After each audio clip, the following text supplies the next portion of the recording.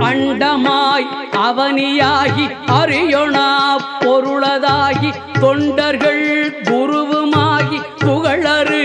தெய்வமாகி எண் திசை போற்ற நின்ற என்னருள் ஈசனான தென்திரள் சரவணத்தான் தினமும் என் சிரசை காக்க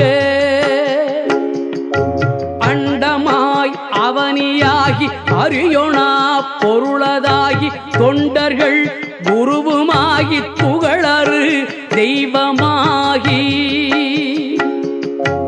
எண் திசை போற்ற நின்ற என்னருள் ஈசனான தென்திரள் சரவணத்தான் தினமும் என் சிரசை காக்க